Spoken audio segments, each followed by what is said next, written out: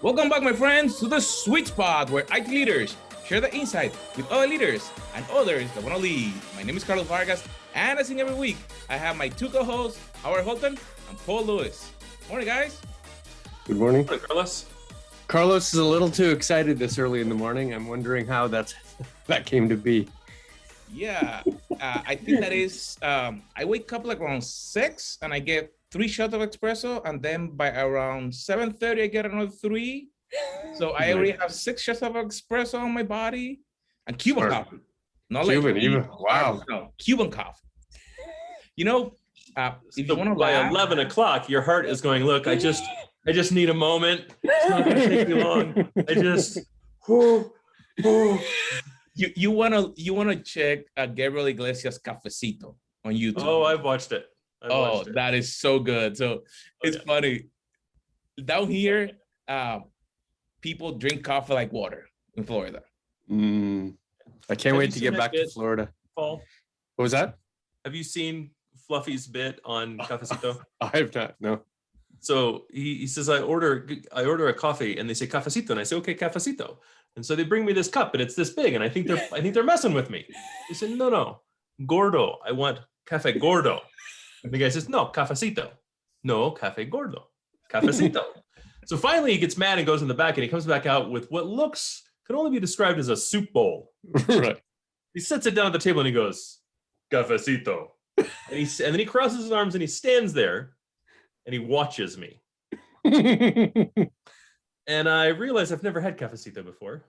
And I take a sip and I realize why they've delivered it in such a small cup. Right. Of course, he's a professional comedian, so it's far funnier when he tells the story. Right. Got If you don't listen to him, he's probably top 5 storyteller. I'll look it up. Highly recommend it. I also woke to a traditional late April snowfall. So there's a good 2.5 inches of snow on my property. You get second winters too. Yeah.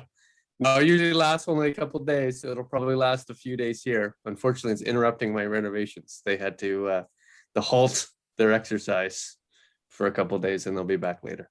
I feel part of the family. We are close to 70. 70-ish. Cooler. Not bad. No, we had like a week of spring, right? It was all 60s and 70s. Yep. Like almost touched 80, and then now we're back to second winters. So we got 3 inches of snow the other day, and it's not been above 40. It's freaking awful. May should be fine for us. We're looking forward to a nice May. Yeah. So you're getting some snow, and that may slow you a little bit if you had to get out, if you had to do something. If I have to get out to go to a different office to take a meeting or do something, things change. But I think that a common topic that we all encounter is that we go to meetings all the time, correct? Yeah, Yes. we've talked about it on the podcast, right? How to manage the unending glut of meetings. But in fact, Microsoft did a big release about some new features in Outlook to help with the endless meetings, right? One of the neat things about owning Teams is they can look at the analytics from how engagement within Teams has changed, right? How many meetings you have a day on average. It's up 820%. Wow. So they actually made it. How the heck can you give more than 100%? 800% of meetings? It's up 800%. It's up. It's increased 800%. Right. So where you might have had an hour, the average worker probably had an hour of meetings 2 years ago. They have 8 hours of meetings today. Okay, so I think that someone may say that some of those meetings suck. Oh, you could probably guess that all of those meetings suck, but we can be generous and say some. Okay, so Right. So what do we talk about today? Because that goes directly into what we want to talk about today. we're going to talk about how you suck at meetings. You being everyone. Really. We haven't, like, how much time do you spend thinking about the meeting that's coming up, the agenda for the meeting, how everyone's going to receive it, what the attention span of the audience is, how long the meeting should be, what the action items are that you expect to be at the end of it, and what percentage of people in the audience, right, the other people in the meeting, are going to receive an individual action item. But Right, that's before we do that, let's talk about setting up a meeting in today's world. Okay. So I had the glorious experience yesterday of somebody saying, hey, could you organize a meeting for these 8 people within the next 3 days? I said, no problem. I will get on that. I go into my Google Calendar. I create a new meeting. I add my name to it. I add a second person's name. Then I click find a time. One of the easier things to do, and it shows both calendars, right? And you're effectively going to go day by day and look for that free time. And while it might have been possible to find 30 minutes between 2 of us, once I added the 3rd person and then the 4th person and then all the way to the 8th person, I guarantee you there's no time between now and December of 2023 before any of us would have free time, let alone within the next 3 days. Impossible. Exactly what you're saying. 800% increase in meetings mean it's impossible now to create anything new. Unless you're in an existing reoccurring meeting, you simply will not find any new time. It's impossible. And that's essentially what I responded at. Unless you free up time or give me an agenda item in some other meeting, we simply are not having this conversation. That's it. Did you guys see that? Like, are you experiencing the same problem there? I literally had that exact same problem with the status meeting, and I had to move it to off hours. Right. To be able to get the people. And I said, okay, this can't continue. We need to find a time. And the person, like the head honcho that wants to meet, I said, okay, you need to give me some time in your calendar. Don't just tell me that your calendar is up to date. Because when I go and look for time, like you said, like I can see he uses Google also. I see triple meetings every hour. Right. Who can go to 3 meetings in an hour? It's not possible. No. So what ends up happening is executives get triple meetings. I think we've all been there, right? Mm-hmm. I'm currently there at least 3 times a day. I'm there right now. Right. And what you end up doing is you go for as long as you feel you need to one of them, the highest priority, then you task switch to the second one midstream, and then you may catch the very tail of the third one, or the third one never gets any attention at all. Right. So why should it be a minimum amount of time for a meeting? Because I got a request yesterday for a 10-minute meeting with 4 people. No. And no, not ever, not once. And it was a sales meeting. And I'm like, 10 minutes? I'm like, there's no way that you can. Hi, my name is Carlos. I gotta go. That's the worst thing ever. I don't. So honestly, unless you're touching base to someone to see if they're alive, like you're just getting a pulse. Right. Nothing shorter than 30 minutes. Right. Right. You can basically do a pulse check in 15 minutes. It's not a bad idea. You have a new employee that started, right? That might be 1 or 2 levels separated from you, right? You get some tangential connection or dotted line connection. I do 15-minute touch points with them once a week, right? Because I really don't have time on my calendar, but I want to make sure that they're getting what they need. Hey, do you need me to move any roadblocks out of the way? What's your current saturation? Like, are you meeting the right people? Do you understand how things work? Who can I connect you with? What questions can I answer? 15 minutes, that's it. Right. Done. No other meeting should be 15 minutes unless it's that kind of touch point, right? Unless it's tell me quickly what I can bulldoze out of your way so you can get done what you need to get done. So only one way. We're not having a bi-directional conversation. You're just saying, I need you to bulldoze these 3 things. I need to deal with these 3 things, right? I'm doing a mental health check, right? You have an employee that's not dealing with COVID well, or you have an employee maybe that had COVID, right? You have an employee that's having something that, you want to do a mental health check. You want to make sure that they're okay, that they're doing well, right? I would say 30 minutes for that, right? Because you likely want to have a discussion, but at least 15 minutes. Other than that, I don't want a 15-minute meeting because I can't get anything done and I know it's going to run over. What percentage of your meetings run over? Because mine are like 80%. Well, now I don't have the option because I have to leave to the next meeting. Well, that's the thing. I have to go. I'm done. But the real question is what percentage of your meetings don't conclude, right? Don't end. Right. What And Then percentage you have of to your go to meetings another did you see meeting. the There's a end of? part 2 for everything we do now. Right. So then- so that's one of the things so one of the features Microsoft added is they give you the ability to change the default time for meetings. So if you were to set a 1-hour meeting, it would actually be 55 minutes. Right. So Smart. I no, it's dumb. It's asinine. Because who looks at the clock and goes, oh yeah, this meeting's supposed to end 5 minutes before the top. Nobody No, they go, does. it ends at the top of the hour Right. or the bottom of the hour, right? What you need to do instead, Microsoft, is create another meeting that's 5 minutes at the top of the hour. That's 5, you know what I mean? Just add Right. another 5-minute meeting at the end or a 10-minute meeting at the end. And I Right. would argue that it needs to be a percentage of the starting meeting, right? So I want 5 minutes on a 15, I want 10 minutes on a 30, I want 15 minutes on an hour. Because I may need to grab a snack and do a bio break and maybe send a single email, right? Otherwise, what you do is you force everyone to be some percentage of disconnected, because I have to respond to emails throughout the day. Well, my calendar is 8 hours of meetings, so I'm going to respond to emails during meetings. Well, you've just lost my attention. I am no longer engaged. What I really want is a Zoom shot clock, right? Here's your 20-second rant clock. It's green, yellow, red, and then it stops you. Like it mics, it mutes your mic. Toastmaster has that as an app that you can actually put for the speaker, and you give them the time, so it actually change colors.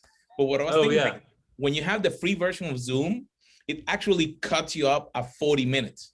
We need that as a built-in feature. So if you have an hour meeting, right, at an hour, go bloop, and just drop. Yeah, I like the team says you have 5 minutes left in your meeting, as though that means anything at all. Right. You have 5 minutes left in your scheduled meeting. It does a bar at the top, and then the bar just disappears because no one's paid any attention. Right. It's actually a pet peeve of mine, the lack of attentiveness paid to meeting schedule time, right? Because we all have other things we need to do. And I'm totally fine with, hey, we've reached the top of the hour. I know we have more to discuss.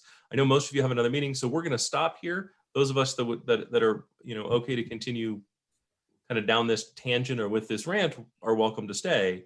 But we'll pick up at this exact moment next week, right? Because then it removes the pressure of, well, I have to stay on because I need to know what's going on with this project because I'm part of this project. No, we're going to talk about things on tangential. We'll bring everybody back up to speed next week. Right. What do you think or about going just back? stop the meeting? That's right. What do you think about going back to when the whole idea of a stand-up meeting? When you were on the office, first of all, you didn't sit down on the chair. It was stand-up for a reason. Mm-hmm.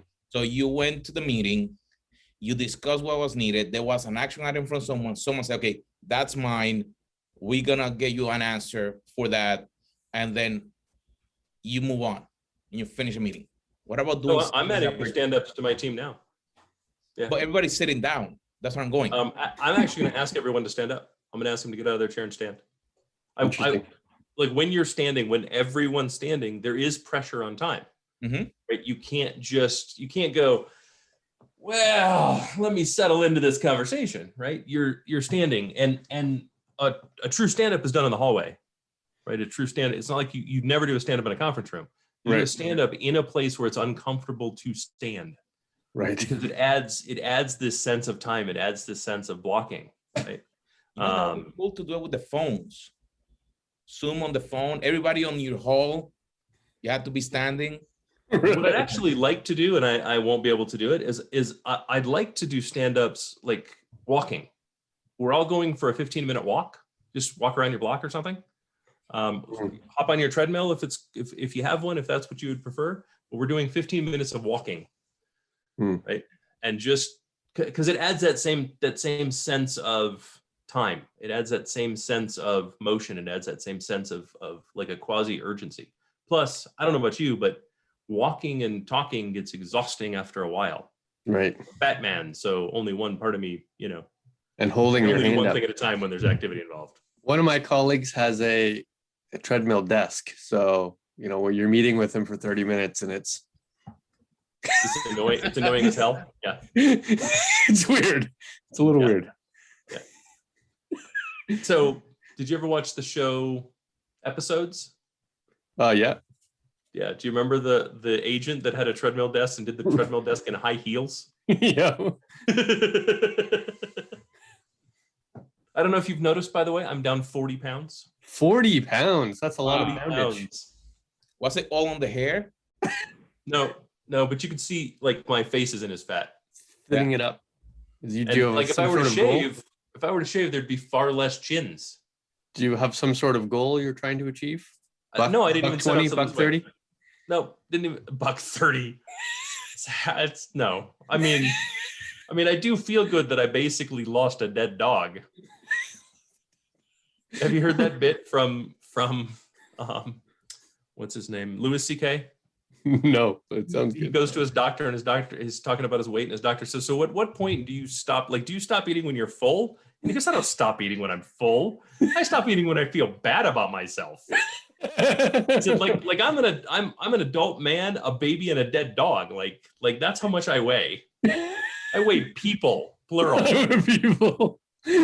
So I'd like to just be less people. And I that's see. kind of like I didn't set out to lose weight actually. I don't remember what happened, but I just switched to just drinking water.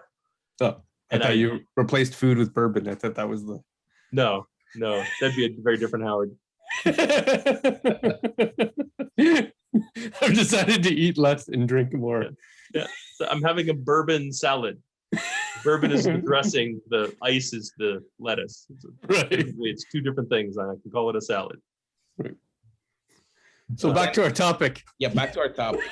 Yeah, so you suck at meetings, right? So Yeah. the question needs to become like what do you do in the modern day, right? We've talked about limiting the number of meetings, right? Mhm. Really reducing the time for meetings. But I would say, and kind of to Carlos's point, right? Another one is no meetings after hours. It's not your time, right? I get it. Emergencies happen, right? But the rule should be no meetings after hours, Right. Period. End of statement, right? It's not your time. You don't pay for it. It's not yours. Right. We're not supposed to live to work, right? And so we're not supposed to, our employees aren't supposed to. And remember, your pace, for everyone listening, your pace is not the pace of your employees, nor should that be your expectation. It's fantastic. You work 7 days a week, 12 hours a day, because you're really pushing forward and blah, blah, blah, and you got an agenda. But you have people below you that are a force multiplier. Right. Right? The expectation you should have is they work Monday through Friday, 8 to 5, 9 to 6, 8 to 4, whatever the employee handbook says their work schedule is. Right. And that's it. It ends. Right? Start talking to your employees. Like even if you acknowledge that and you go, yeah, I don't want my employees working after hours and I'm all cool with that. How many times have you said it? Right. When was the last time you said my schedule should never be your schedule? That's Your right. schedule is 8 to 5 Monday through Friday. If I send you something after hours, I expect a response no earlier than an hour into the next business day. Right. No earlier. I don't want a 6 o'clock reply. I want a 9 o'clock reply. Right. Right. And it better be a Monday, not a Sunday. Right. Right. Yeah, we have to keep reiterating that as leaders, or they'll 100%. change their expectations to align to yours. I had a conversation yesterday. We were asked by a third party, right, a consulting agency. Hey, these are the times that I have open to do a call. Can we do a call? And one of the times is 5:30 to 6:30 Eastern Standard Time. I don't Right. care. It's fine for me. However, Right. one of my guys was Eastern Standard Time. And I said, cool, then I can only do it 1 to 2 or whatever the time was. Like this slot is Right. open. He replies back and goes, well, 5:30 to 6:30 is open on both our calendars. And I went, no, it's not. It's not open on your calendar. Right. I don't want you in yeah, but that was the only slot. No, it's not. We could do it the next day. Right. Right. The next You can day, find the next another week. slot. Is it that much of an emergency to It is have not. this conversation now? Yeah, it is not. And then of course you get into the meeting and you realize, oh, this is not a good meeting anyway. Right. Right. So how about the virtual unspoken meetings that happen over text or Slack that happen after hours? People start sending messages and there's no an official meeting, but then all of a sudden they send they connected a lot of people. I hate having two phones. That being said, this is my work phone. After 5 o'clock, it is in my office. And it doesn't matter. Text all you want. Text up a storm. Hit it on Teams. Bang the crap out of it. Tomorrow morning, when I come into my office, I will look at it and go, that's a lot of messages. I'll start replying to these. Right. Right? You as the employee have the option. You as the leader set the expectation. Set the expectation that the time after work is the employee's time, not the employer's time. And then act accordingly. Right. Right. And look, no one's going to be perfect about it, really. There's going to be things that come up. You're going to have a thought after hours, and the employee may wish to reply. But set the expectation that there is no expectation of a reply. There's no expectation of work. And I had a policy, 45 hours. At the 46th hour, I need an email. I will write you up. Right? I don't want you working all those hours. If you're working at your 46th hour working, I want an email saying, why the hell are you working? Right. I want to sign off on it. Just like if it was a large expense, because it's an expense to your time. Right. It's the most, I can't create more of it. It's the most valuable resource, right? We could do a fundraising round and get more money, but I can't ever get more time.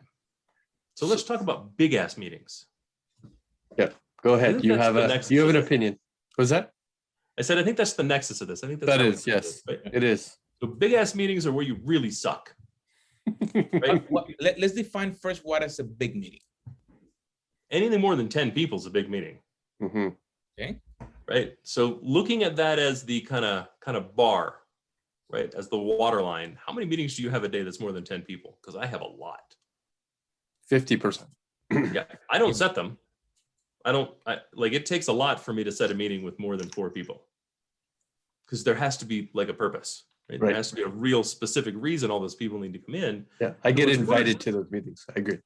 Yeah. And what's worse is they tend to be recurring. Right. Right? Like it's not just once, it's, hey, there's this big project, let's get 27 people on the call. Okay, cool. What are 27 people going to do in a 1 hour meeting? You're going to give them each 2 minutes to talk? Yep. You're not. Right? In that 27 person meeting, are you paying attention to who's engaged and who's not? Who's commenting and who's not? No, of course not. Right? Are you then paring it down and going, well, there's only 5 people that are actually engaged, only 5 people that actually need to be here. There's 22 people that it's informational for. Maybe record the meeting and email it to the 22 people afterwards and pare it down to just 6 people. Right. That would probably be a decent start. It's not going to be, maybe not be perfectly effective, but is wasting the time of 22 people perfectly effective? I find that 22 person list includes hierarchies, right? So there's a manager, the direct reports, their direct reports, all the way down to the bottom, and you have this big hierarchy of people, either because the manager doesn't feel that they have enough information, or it's actually a presentation by the individual contributor. I find presentation should be recorded and emailed out. Right. Like record the presentation, email it out, and say, hey, this is your homework. Just watch it at any period. Preferably no more than 15 minutes. Right. Preferably. Right? Like, look, if it's longer than 15 minutes, do the slide recording. Honestly. So people can watch a single slide, get the recording for it, and then move to the next slide. Right. Story becomes much more important longer than that. You're trying to keep people's attention. Then schedule a 30-minute meeting for discussion on it. Have 3 slides and go, hey, these are the 3 slides. Here's slide number 1. The top topics were A, B, and C, 5 minutes of discussion. Here's slide 2, top topics, D, E, and F, 5 minutes of discussion, right? So that people who didn't watch it can still somewhat contribute, and people who did watch it will come with their discussion topics. Right. Now you've taken an hour and a half meeting, cut it down to 30 minutes, and asked for engagement and left all the time for engagement. So interesting thought. Do any of you count as a success metric or KPI people attending to a meeting? Because thinking about this, big projects get bubbled up, and sometimes I've seen the list of all these people attended the meeting, and here are the meeting notes. Does that make any sense to you to have a list of the people that attended, or is more important the action items and when they're going to be completed? And that is the part that I never see on the meeting notes. Yeah. All I want is the action items. I don't even want the meeting notes. Right. And if I don't have an action item and I'm not in the chain of confirming an action item is done, why send me the email? I'm not going to read it. I'm absolutely not going to read it. I don't care what the meeting notes were. I was in the meeting. Right? If honestly, if the value is the meeting notes, don't have the meeting, just send me the notes. Right. Right. You've already consumed an hour of my time. And guess what? The next hour I'm in another meeting, and the hour after that I'm in another meeting, and the hour after that I'm in another meeting. When am I supposed to read those meeting notes? Right. You didn't assign me an action item, so I'm not going to read them. Like I'm to the point now where it's so much and it's so frustrating that all we're doing is burning out employees, right? Psychologists, sociologists, people who study workplace, Microsoft themselves are just publishing articles about meeting burnout and meeting churn, right?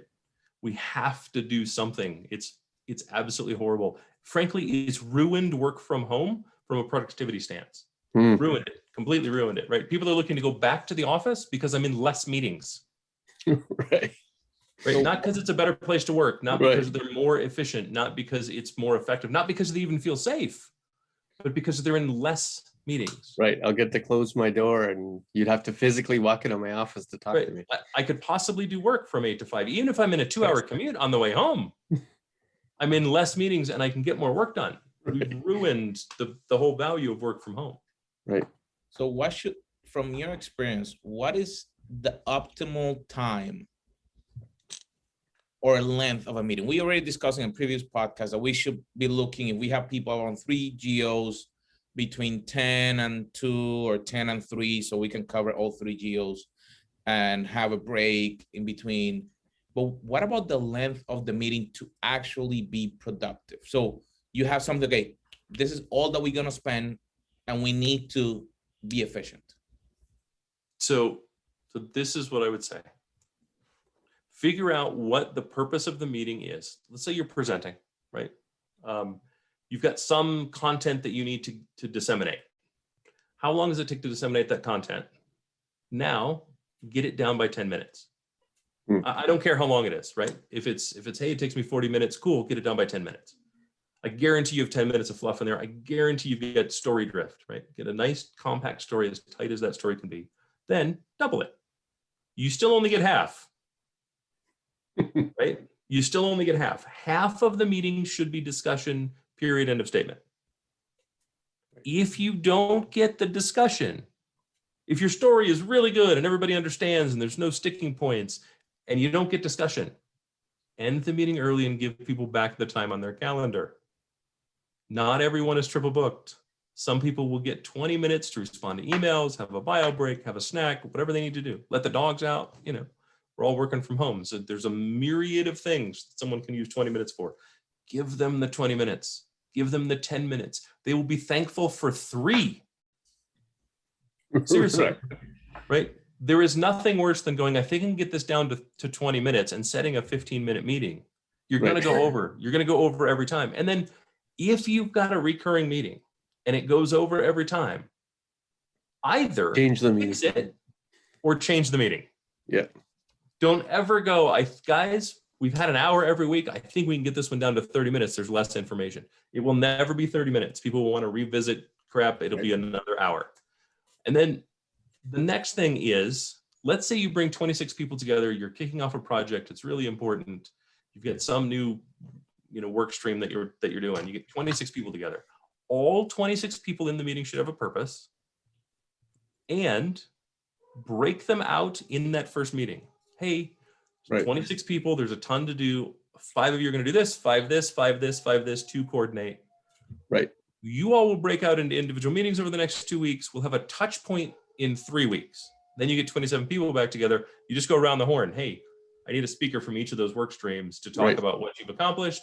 Are there any blockers? Are we on schedule? Is the Gantt chart updated or whatever you're using, right? Project plan updated. Okay, cool. We're breaking out. I won't see you for another 3 weeks. Right. Don't do 27-person weekly meetings where everyone's expected to give the update on what each individual's doing. No. Breakouts. Use breakouts. Use breakouts a lot. Even use breakouts within teams. Right? You can do a 27-person meeting that you start as 27 people. Hey, we're all here to talk about business continuity and supply chain management. Yeah. Sweet. I'm breaking you out into your logical work groups within teams. Hey, here's your breakouts. Right. Right? It's Like, okay these to have a breakouts. 1,000-person meeting if you're the only one talking and the job of everybody else is to be an audience. It is not possible to do that if you're expecting to receive input into a sure. decision-making And I would still record it. Yes. You know what I mean? I'd still pre-record it and mail it out. And look, there is nothing that says you can't do a survey. You can't do a Survey Monkey. You use a Microsoft form, Mhm. right? And say, hey, look, you don't have to be in this meeting. Just watch the video and fill out the form. Right. Answer Problem these solved. questions. Yep. Do it on your time, right? Here's 11 questions. And hey, guess what? To make it even easier, we've broken out the story points into individual videos. So you're not watching one 40-minute video, you're watching 8 5-minute videos. Right. So I did something a little bit high tech.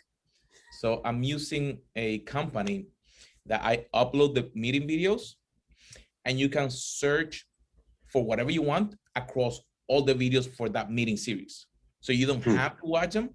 If you want to know something, you just type and it gives you to that video minute by second where that topic appears. Nice.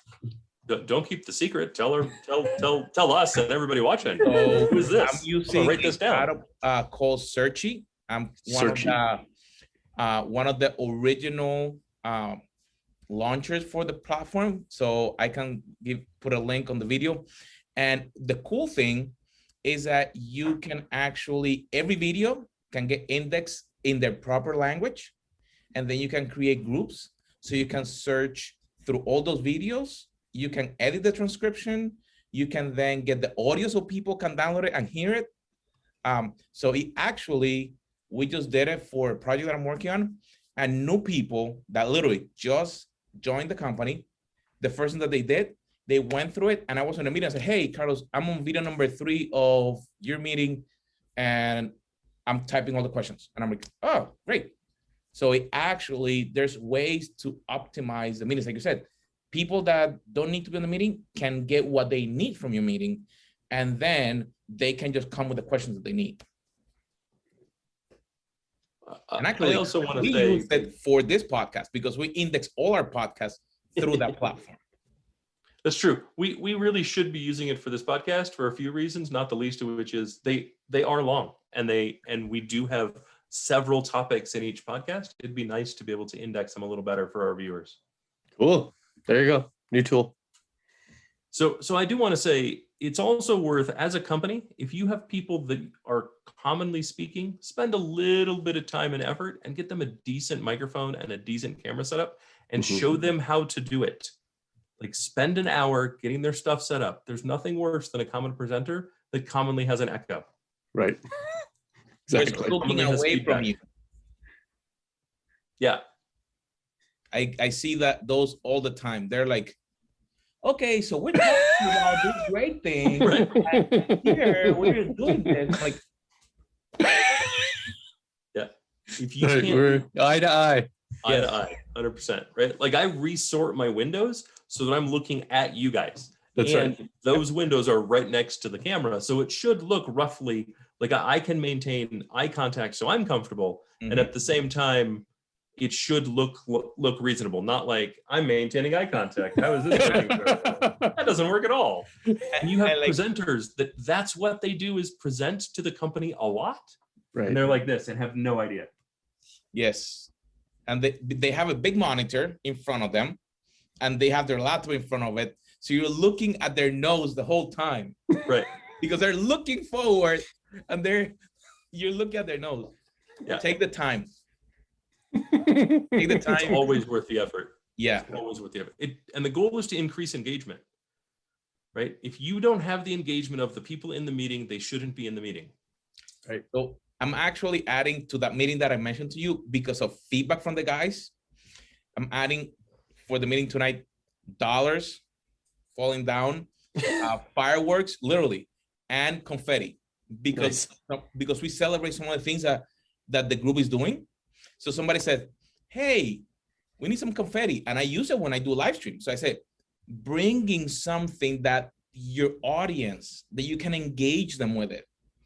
And it was funny because yesterday when I was trying it in another meeting, somebody said, hey, we're talking about the money. And I touched the button of the money flowing and everybody catch it up right away. So what's funny, but then you need to do this engaging. Right. If not, it's gonna get another boring meeting. People not gonna pay attention. They're not gonna respond, and you're not gonna get the results that you want for that meeting. Yes, I would also say you have 30 seconds to speak, and then you must pause. You must pause. You're no longer allowed to topic switch without pausing for comments on the topic you're on. I don't know. Do people think that like everybody watching is just sitting? Oh, I have a question. I'm going to write it down because I'm going to wait till the very end. That's right. Like, no, you lose 3/4 of the questions, a lot of which are valuable, right? Right. Like I'm trying to stay engaged. As soon as I take my eyes away and I write down my question, I'm no longer engaged for what's being said now. Right. Right. So one topic, questions on the topic, one topic, questions on the topic. That break also gives a reset mentally to people.